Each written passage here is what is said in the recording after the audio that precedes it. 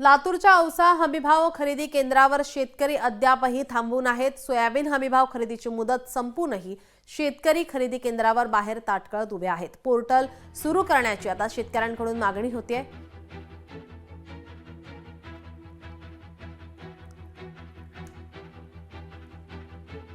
आपले प्रतिनिधी सचिन आपल्यासोबत जोडलेले आहेत। सचिन, लातूरच्या औसा हमीभाव खरेदी केंद्रावर शेतकरी अद्यापही थांबून आहेत।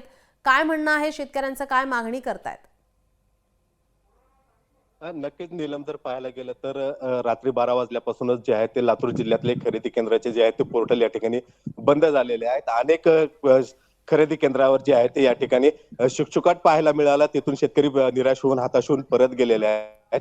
मात्र लातूर जिल्ह्यातलं जे औसा आहे, औसा एमआयडीसी मध्ये एक खरेदी केंद्र आहे। त्या खरेदी केंद्रावर अद्याप 20 ते 25 शेतकरी जे आहेत ते आपल्या वाहनात सोयाबीन घेऊन या ठिकाणी उभे आहेत। आपण पाहू शकता की हे शेतकरी जे आहेत या ठिकाणी त्यांचे ट्रॅक्टर सुद्धा या ठिकाणी थांबलेले आहेत आणि नाफेडचं हे खरेदी केंद्र चालू होईल आणि त्यांचं सोयाबीन खरेदी होईल अशी अपेक्षा आता त्यांना आहे। मात्र अद्याप ही आता 11 वाजून जात आहेत तरी इथं कोणीही खरेदीसाठी या ठिकाणी आलेलं नाही। मात्र हे शेतकरी गेल्या 5 दिवसापासून जे आहे ते या ठिकाणी आपलं सोयाबीन विक्रीसाठी या ठिकाणी थांबलेले आहेत।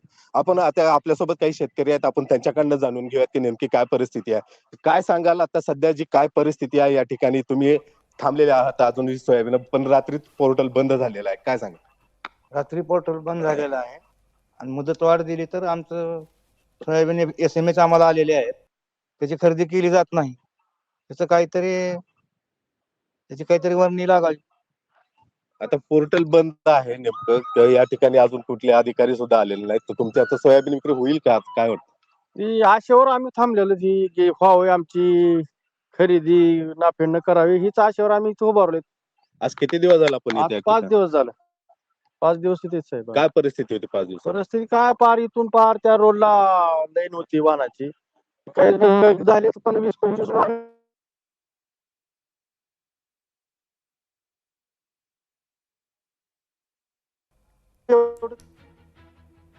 काही तांत्रिक अडचणींमुळे त्यांचा आवाज आपल्यापर्यंत पोहोचत नाहीये। लातूरच्या औसा हमीभाव खरेदी केंद्रावर शेतकरी अद्यापही थांबून आहेत। आम्ही काय करायचं? नक्कीच जर पाहायला गेलं तर या ठिकाणी जे शेतकरी आहेत ती एकच मागणी करतायत की पोर्टल चालू व्हावं आणि सोयाबीन खरेदी पूर्ण व्हावी। जी, धन्यवाद आपण दिलेल्या या सविस्तर माहितीसाठी।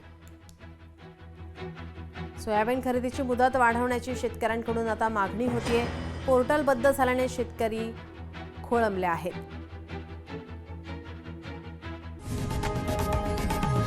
लोकशाही मराठी ऐका, पहा, जागरूक रहा।